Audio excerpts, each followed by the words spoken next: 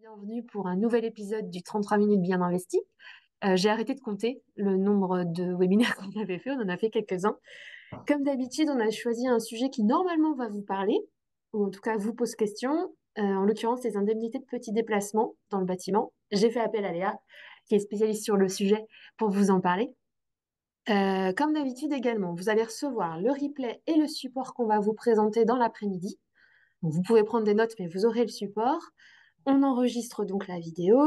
Et puis voilà, je vous invite à poser vos questions dans le chat et à ne pas ouvrir vos micros pour la simple et bonne raison que Léa, à mon avis, va répondre à une majorité de vos questions avant même que je les pose, tout bêtement parce qu'on va dérouler tout le sujet.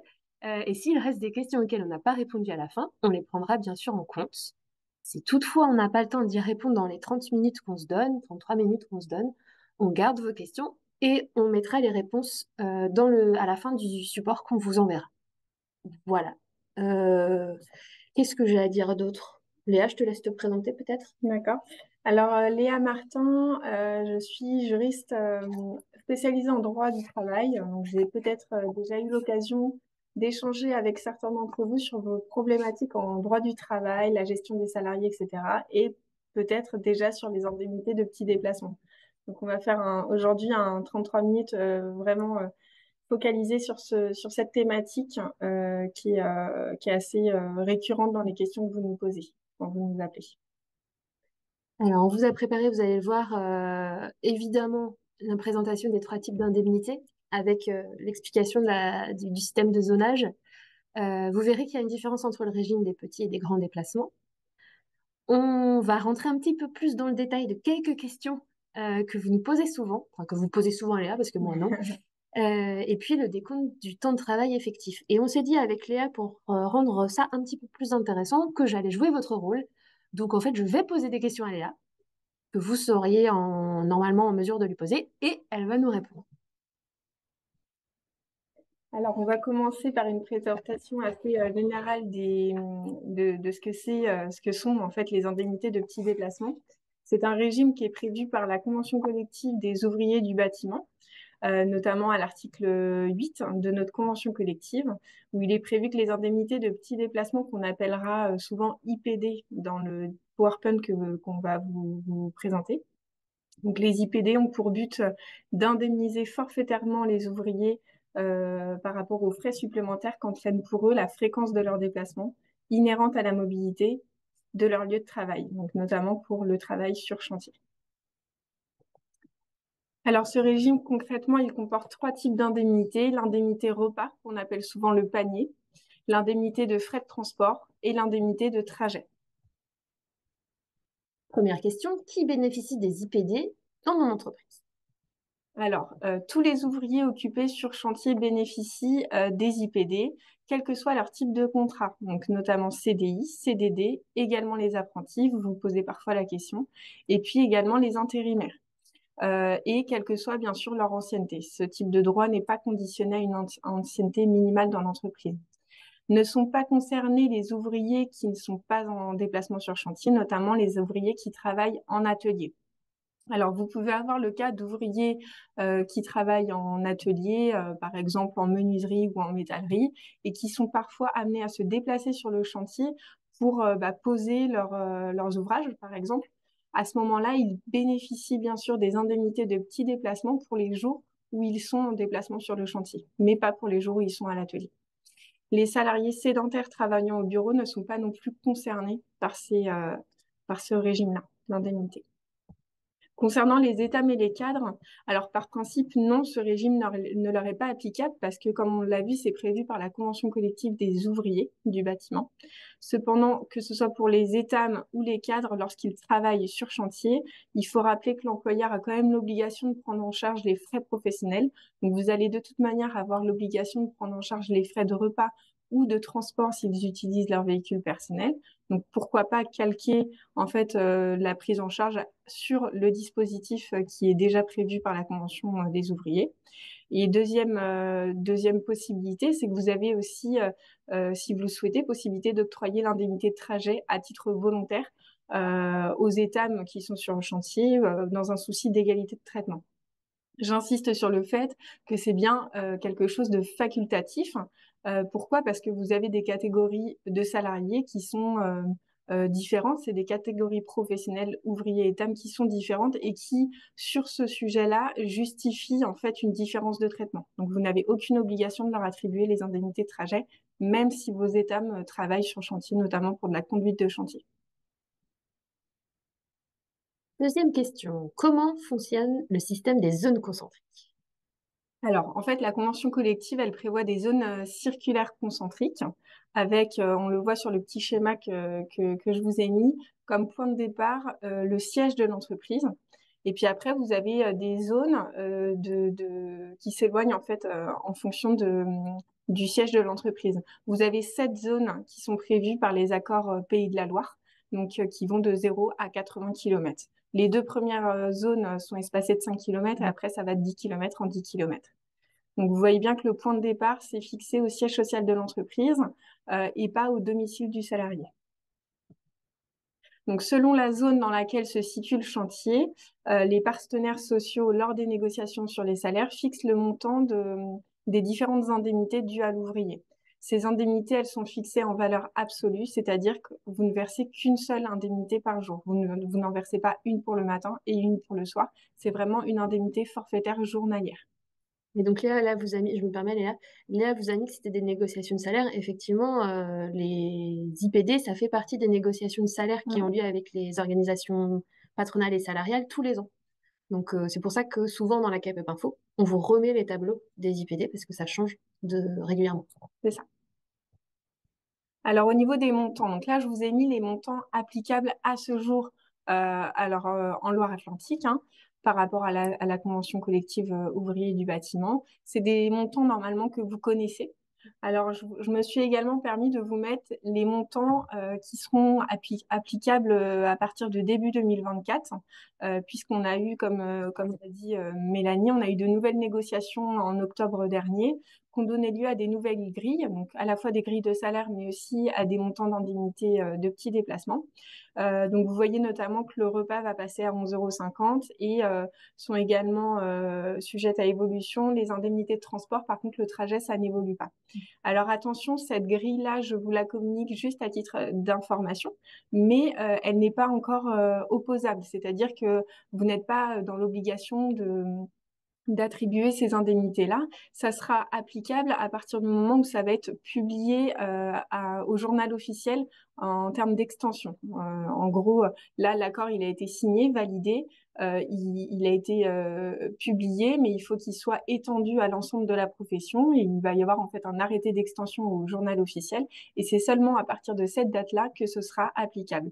Donc, on est sur une date qui est a priori est prévue aux alentours du mois de mars prochain. Dans tous les cas, on vous tiendra informé. Là, c'est juste pour que vous ayez en tête un petit peu les évolutions qui vont se dessiner début 2024. Question suivante. Quelle zone choisir si mon salarié se déplace sur plusieurs chantiers au cours d'une même journée? Alors, en fait, c'est assez simple. Vous allez prendre la zone qui correspond au chantier le plus éloigné de la journée. Donc là, en l'occurrence, je vous ai fait un exemple. Vous avez le siège situé dans la zone 1, le chantier le plus éloigné qui est situé dans la zone 3. Alors même si le domicile est proche en fait du chantier le plus éloigné de la journée, il convient quand même de prendre la zone 3 pour définir le montant de l'indemnité que vous allez verser à votre salarié. Comment on indemnise le salarié si un chantier est au-delà de la zone 7, donc 80 km? Alors, si on est bien sur un petit déplacement et pas un grand déplacement, il n'y a pas de disposition prévue par la convention collective au-delà de la zone 7. Donc, vous avez la possibilité de créer ce qu'on appelle des zones supplémentaires par le biais, par exemple, d'un accord d'entreprise que vous pourriez signer avec votre comité social et économique ou avec vos salariés directement si vous n'avez pas de CSE. Mais dans la plupart des cas, on n'a pas forcément d'accord d'entreprise qui crée ces zones supplémentaires. Donc, à défaut, nous, ce qu'on vous conseille, c'est de prendre le montant de l'indemnité de la zone 7 et puis d'ajouter en fait le montant de la zone qui permet d'atteindre le kilométrage. Donc, par exemple, pour un chantier situé à 105 km, vous pouvez prendre la zone 7 plus la zone 3 pour définir le total de l'indemnité que vous allez verser à vos salariés. Donc ça concerne bien sûr les indemnités transport et trajet parce que le repas a le même montant, quelle que soit la zone, en fait. À partir de quand on peut appliquer le régime des grands déplacements? Alors, en fait, le régime des grands déplacements, dans la convention collective de 90, il est prévu que on l'applique à partir du moment où le salarié ne peut pas regagner chaque soir son domicile avec l'utilisation des transports en commun. Cette définition qui date de 90, elle est très difficile à mettre en œuvre en pratique parce que, bah, en plus, vu nos territoires et vu le lieu des chantiers, de toute manière, ils sont parfois même pas desservis en transport en commun. Donc, nous, ce qu'on vous conseille, c'est d'appliquer plutôt la position de la convention qui avait été prévue en fait dans la convention collective de 2018, qui, pour la petite histoire, a été suspendue. C'est d'appliquer en fait le régime des grands déplacements à partir du moment où le salarié il ne peut pas rentrer chez lui le soir et où il y a vraiment un découché. À partir du moment où le salarié fait l'aller-retour dans la journée, on vous conseille de plutôt rester sur le régime des petits déplacements avec éventuellement l'ajout de zones supplémentaires quand vous êtes au-delà de 80 km. Et à partir du moment où il y a un découché, là par contre, il va falloir passer sur le régime des grands déplacements.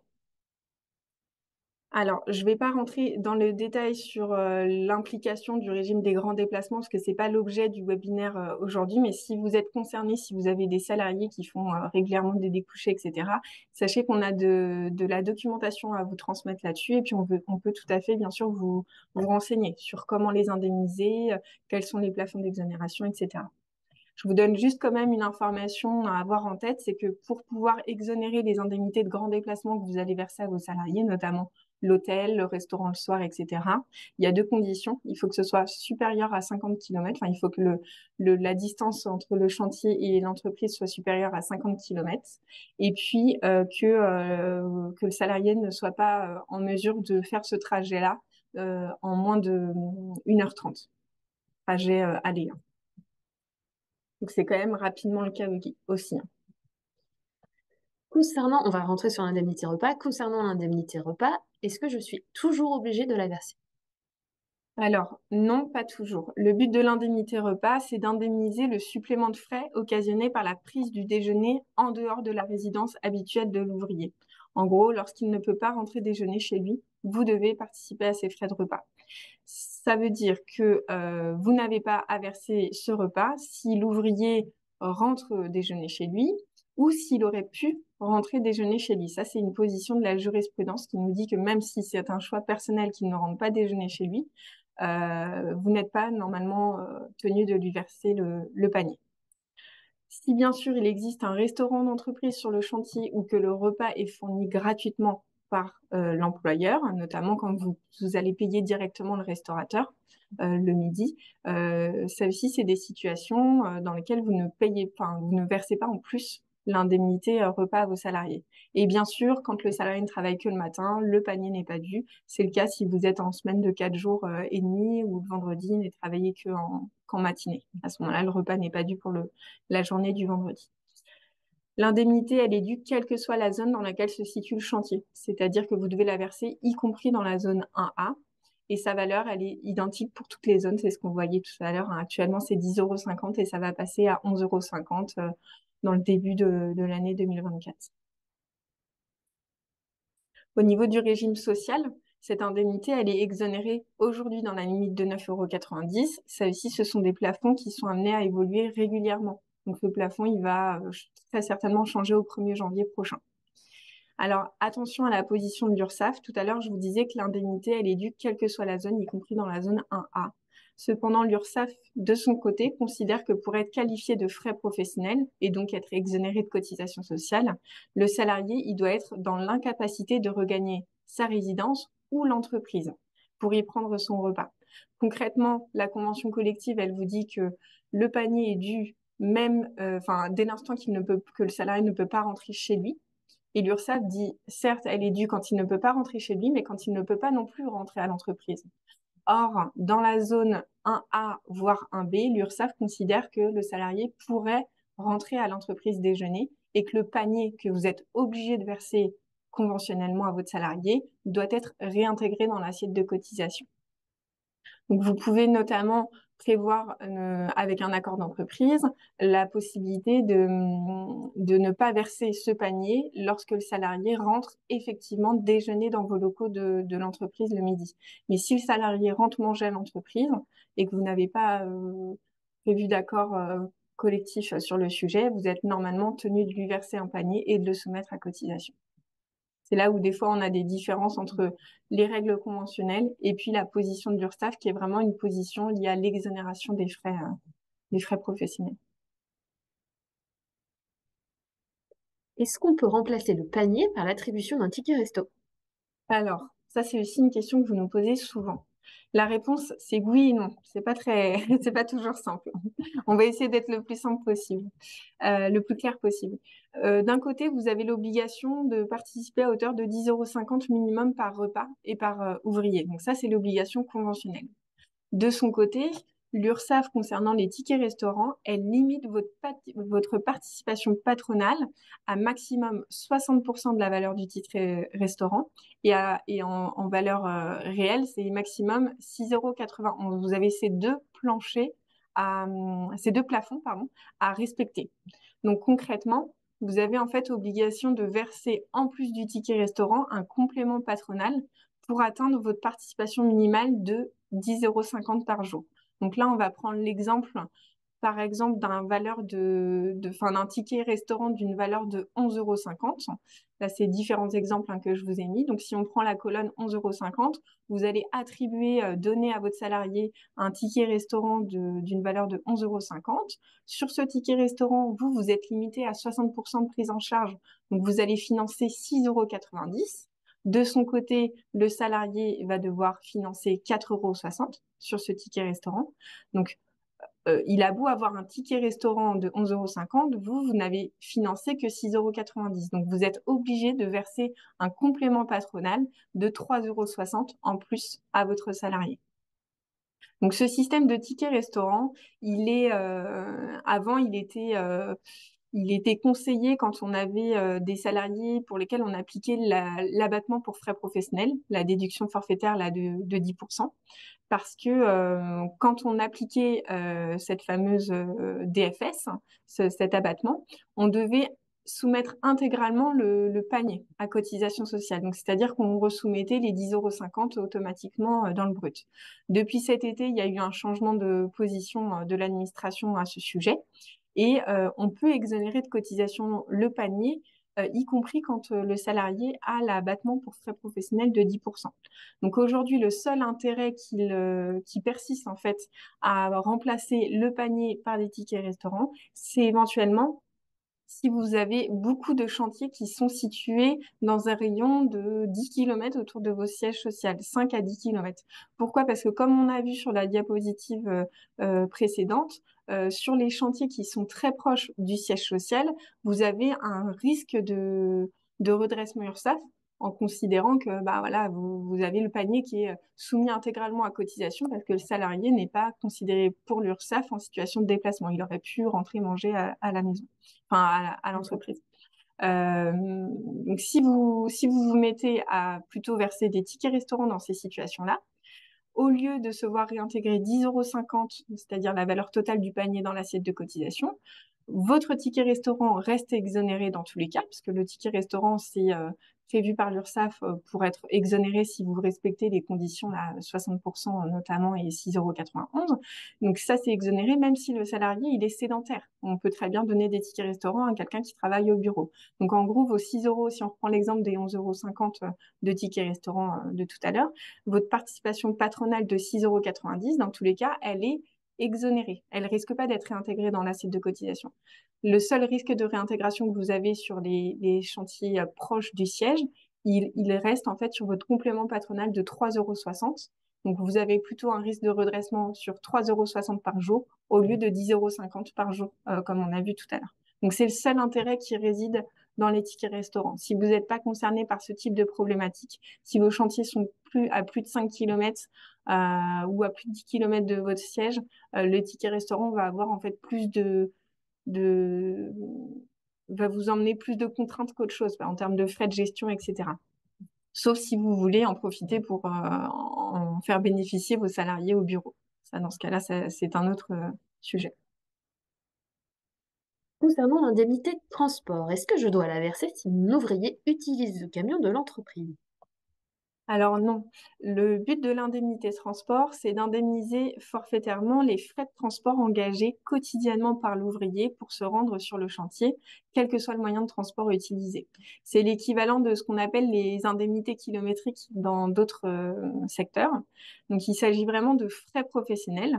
L'exonération, vous êtes exonéré de cotisations sociales sur ce type d'indemnité de transport. Alors il y a une petite exception pour la zone 7 pour laquelle l'indemnité de transport est en partie réintégrée parce qu'on dépasse en fait le plafond URSSAF. Mais retenez plutôt que l'indemnité de transport, c'est du frais professionnel et que c'est exonéré de cotisations sociales. En conclusion, elle n'est due que si votre ouvrier engage des frais pour se rendre sur le chantier. Donc forcément, vous n'avez pas à la verser si vous assurez le transport de vos salariés et notamment si vous leur mettez à disposition un camion de l'entreprise. Est-ce que l'indemnité de transport est due si l'ouvrier demande à se rendre directement sur le chantier avec sa propre voiture, par convenance personnelle?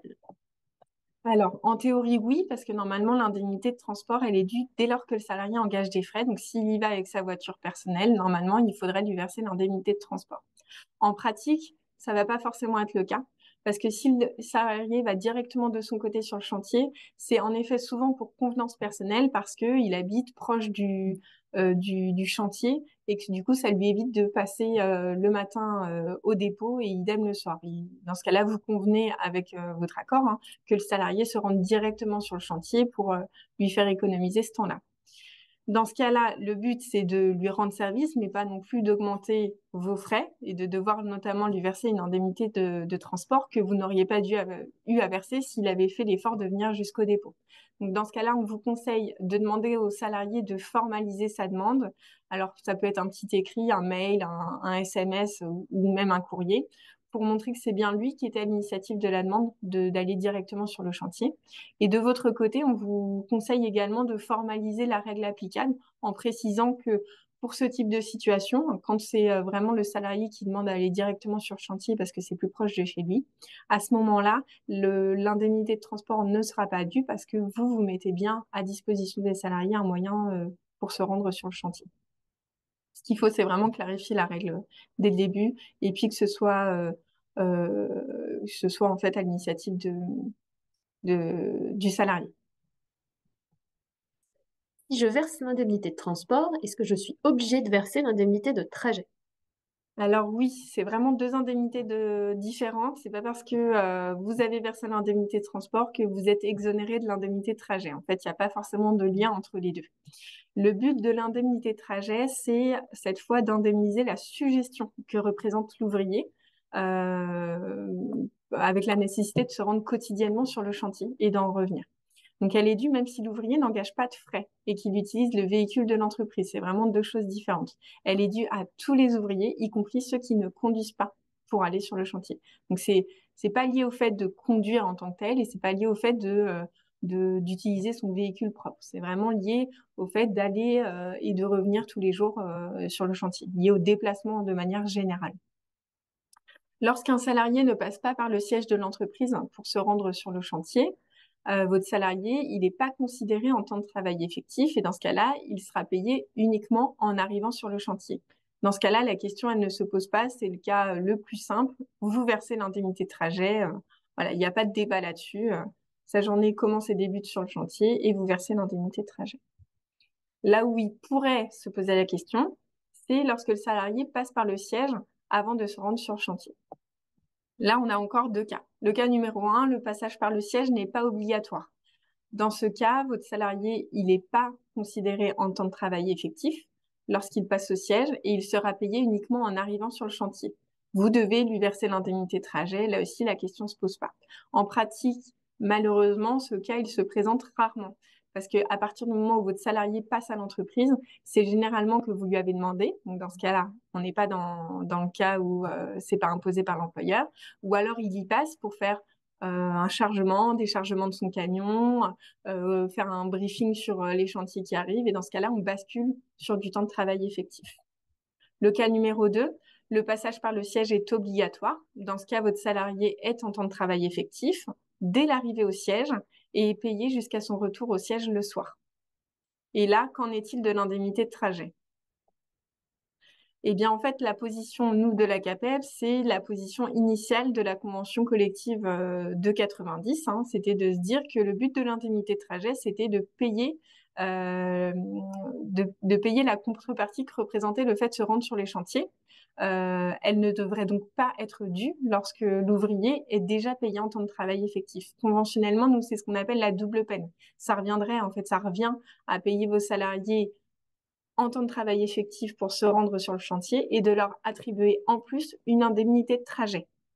Donc en fait, ils sont payés, c'est comme s'ils étaient payés plus cher quand ils sont dans le camion que quand ils travaillent vraiment effectivement sur le chantier. Donc c'était pas l'esprit initial des textes. Cependant, au fur et à mesure des années, ça a été interprété différemment par l'URSSAF et la Cour de cassation.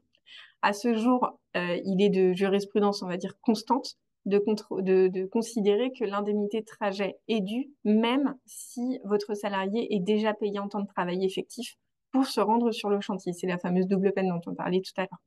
C'est-à-dire que si vous ne versez pas les indemnités de trajet à vos salariés, vous avez à la fois un risque de redressement URSSAF, mais aussi un risque de rappel de salaire de la part de vos ouvriers, sachant que le rappel de salaire peut remonter jusqu'à 3 ans. Alors, il y avait eu, pour la petite histoire, il y avait eu en 2018 une nouvelle convention collective qui mettait un terme à ce débat-là, puisque la convention collective de 2018 prévoyait bien que cette indemnité de trajet n'avait plus à être versée lorsque le salarié était déjà payé en temps de travail effectif.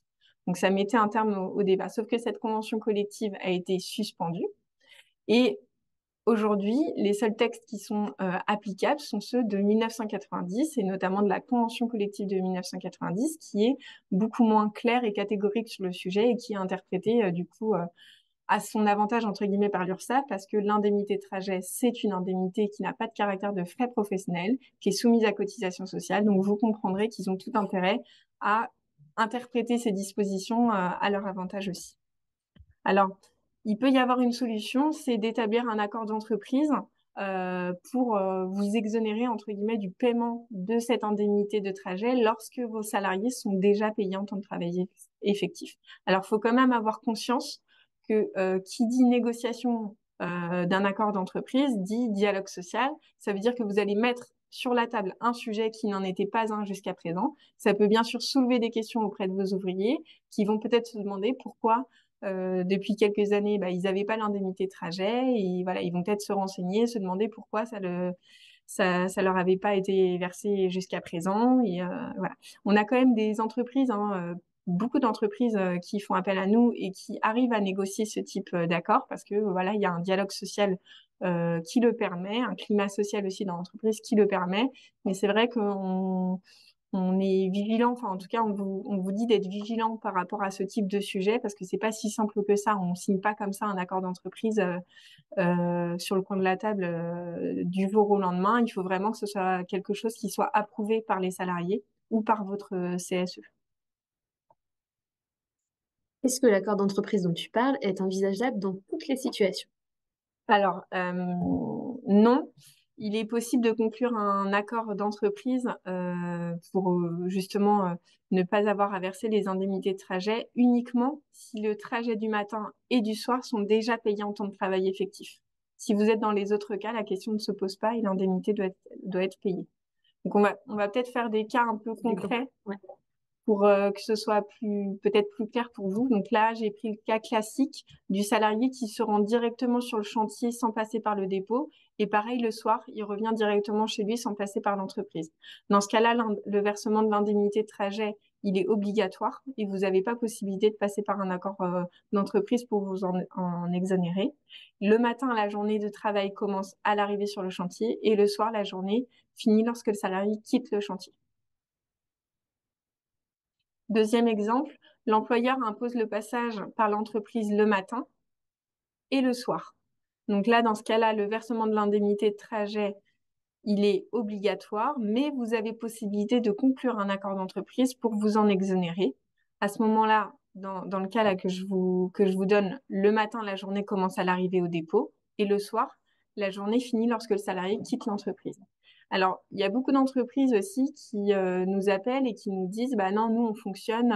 Alors, ils sont dans ce schéma-là, hein, le salarié passe le matin, repasse le soir, mais par contre, vous nous dites, bah nous, on fait un trajet pour le salarié, un trajet pour l'employeur. On fait un pour un. Alors, cette situation-là, elle n'est pas possible si le salarié passe au dépôt le matin et le soir. Enfin, normalement, vous devriez payer les deux trajets en temps de travail effectif. La pratique qui consiste à payer un trajet sur deux, c'est une pratique, c'est un usage entre guillemets du bâtiment qui n'a pas de fondement en fait, hein. C'est une pratique largement répandue, mais qui n'est pas légale. Et on est d'accord, toujours, ce que tu disais tout à l'heure, on paye l'indemnité une fois par jour, pas à chaque Voilà, exactement. déplacement. L'indemnité de trajet est bien forfaitaire. Donc, même s'il passe le matin, le soir, enfin peu importe, c'est une indemnité par jour. Autre cas, l'employeur impose le passage par l'entreprise le matin, mais le salarié rentre directement chez lui sans repasser par l'entreprise le soir. À ce moment-là, le versement de l'indemnité de trajet est également obligatoire et vous n'avez pas non plus possibilité de conclure un accord d'entreprise pour vous en exonérer parce que les deux trajets ne sont pas considérés comme du temps de travail effectif. Vous avez le trajet du matin qui l'est parce qu'il passe par l'entreprise, donc la journée commence à l'arrivée au dépôt et le trajet entreprise-chantier est bien est bien compris dans la journée de travail et payé en temps de travail effectif. Par contre, le soir, vu qu'il rentre directement chez lui, la journée de travail se finit lorsque le salarié quitte le chantier. Donc, le trajet du soir n'est pas payé en temps de travail effectif. Donc, dans ce cas-là, vous ne pouvez pas conclure d'accord d'entreprise pour vous exonérer du versement des indemnités de trajet. Vous serez obligé de les verser. Est-ce que vous avez des questions? Parce que là, nous, on a posé beaucoup de questions, Léa y a toutes répondu. J'ai vu qu'il n'y avait aucune question dans le chat, alors je pense que vous nous écoutiez religieusement, mais c'est le moment de dégainer vos questions, s'il vous en reste. Hop là. Alors, je ne comprends pas. Vous dites que les indemnités de trajet, c'est pour se rendre sur les chantiers. Mais si nos salariés prennent nos camions pour se rendre sur le chantier, il n'y a pas lieu de les payer. Alors justement, l'indemnité de trajet et l'indemnité de transport sont vraiment deux choses différentes. L'indemnité de transport, ça sert à rembourser les frais que vos salariés peuvent engager pour se rendre sur le chantier. Donc l'indemnité de transport, c'est s'ils utilisent leur véhicule personnel. Donc là, en l'occurrence, si vous mettez à disposition des camions, l'indemnité de transport n'est pas due. L'indemnité de trajet, c'est vraiment autre chose. Peu importe qu'ils utilisent le camion de l'entreprise, c'est pas ça qui vous exonère du versement de l'indemnité de trajet. C'est juste le fait de se déplacer sur le chantier qui fait qu'ils ont droit à une indemnité de trajet. C'est pas du frais professionnel, donc même s'ils ont pas de frais supplémentaires pour à engager pour aller sur les chantiers, cette indemnité de trajet, elle est due. Et d'ailleurs, c'est une indemnité qui est assimilée à du salaire en termes de cotisation sociale. Contrairement au repas et au transport où là c'est bien du frais professionnel, ça va être concrètement en bas de bulletin exonéré de cotisation sociale dans une certaine limite, hein. L'indemnité de trajet, dans tous les cas, c'est du salaire, c'est soumis au brut, soumis à cotisation sociale. Donc peu importe qu'ils utilisent les camions de l'entreprise, cette indemnité leur est due. Aujourd'hui, je donne un ticket resto à mes salariés alors qu'ils travaillent que le matin. Est-ce qu'il y a un risque? Euh, enfin, la question, ce serait, est-ce que vous versez un complément patronal? Je ne sais pas si vous pouvez. Non. Non, pas de complément patronal. Alors le risque, il est pour moi, il est. Je suis pas sûre que l'URSSAF irait chercher là-dessus. C'est une bonne question. Vous auriez versé un complément patronal, je vous aurais dit que oui, il y aurait eu un risque de redressement, au moins sur la partie du complément patronal. Autant là c'est sur le vendredi, d'accord. Ok, ouais, il travaille que le vendredi matin. Alors normalement, les tickets restaurants, l'URSSAF dit que c'est un ticket restaurant par jour de travail comprenant une pause repas, hein. Donc si vos salariés ils font typiquement 8h à 13h, ou 8h midi ou 7h midi, normalement il n'y aurait pas de ticket restaurant. Après, il faudrait que je regarde si on a un historique ou si on a des contrôles URSSAF qui sont revenus toquer là-dessus. Il se peut hein, qu'il y ait un risque. Après, je pourrais vous redire à ce moment-là. On veut bien que vous nous mettiez, alors c'est juste Virginie, si vous voulez qu'on vous réponde de manière individuelle, il faudrait que vous nous mettiez qui vous êtes, parce que Virginie, c'est un peu vague, s'il vous plaît. Alors, l'indemnité de transport est-elle due à la même valeur, quel que soit le moyen de transport? J'ai un salarié qui se rend sur chantier ou au dépôt en trottinette. Alors ça, c'est une bonne question. La convention collective, qui, on le rappelle, date de 1990, ne prévoit pas forcément les moyens de transport. Si on interprète de façon très large les dispositions conventionnelles, ces indemnités de transport pourraient en effet être dues même aux salariés qui vont sur chantier en trottinette ou en vélo ou par tout autre moyen. On part quand même du principe que il y a enfin, on revient à la source de cette indemnité de transport. Elle a pour but d'indemniser les frais engagés pour le salarié pour se rendre sur le chantier. Donc, on peut très bien, à l'inverse, considérer que quand on va sur un chantier en trottinette, il n'y a pas forcément de frais en plus engagés, donc on peut ne pas verser l'indemnité de transport. A contrario, si on n'a pas de jurisprudence là-dessus, hein, mais on fait des hypothèses. Si vous avez un salarié qui va en vélo et qui a des frais d'entretien de son vélo, parce qu'il fait un certain nombre de kilométrages et que ça peut coûter cher d'entretenir un vélo, et bien dans ce cas-là, il pourrait demander à bénéficier de l'indemnité de transport. Idem pour si c'est une trottinette électrique, un vélo électrique, des choses comme ça, on pourrait considérer qu'en effet, cette indemnité de transport est due quand même aux salariés, même si c'est pas un véhicule, enfin une voiture classique. Je vous propose de prendre une dernière question, et si toutefois vous en avez d'autres, évidemment, vous pouvez contacter la CAPED. Et puis je vais laisser la visio tourner un petit peu, donc on pourra les noter s'il vous en reste une ou deux après. Des indemnités de grand déplacement sont-elles à verser si le salarié n'a pas engagé de frais? Alors, les indemnités de grands déplacements, on ne les a pas forcément trop vues hein, aujourd'hui dans le diapo. Pour rappel, c'est dès l'instant que vous allez avoir un salarié qui va découcher. Par nature, quand il découche, souvent il va à l'hôtel ou voilà, il y a forcément des frais qui doivent être engagés. Alors, sauf s'il s'arrange pour dormir chez des proches, mais dans ce cas-là, vous n'avez aucune obligation de lui imposer ça. Donc, souvent, ce qui peut être fait dans l'indemnité, dans le régime des grands déplacements, en fait, vous avez différentes possibilités de prendre en charge les frais à vos salariés. Il y a la prise en charge au réel ou il y a la prise en charge forfaitaire. Même si votre salarié ne va pas à l'hôtel et que vous n'avez pas de facture parce qu'il n'a pas engagé vraiment des frais, vous avez possibilité de lui verser une indemnité qui, pour l'URSSAF, va être exonérée de cotisation, même si vous n'avez pas de facture en face. Donc, il y a des plafonds, en fait, à respecter. Et c'est souvent ce qui est mis en place quand l'ouvrier n'a pas vraiment de frais engagés à proprement parler. On l'indemnise avec une indemnité forfaitaire.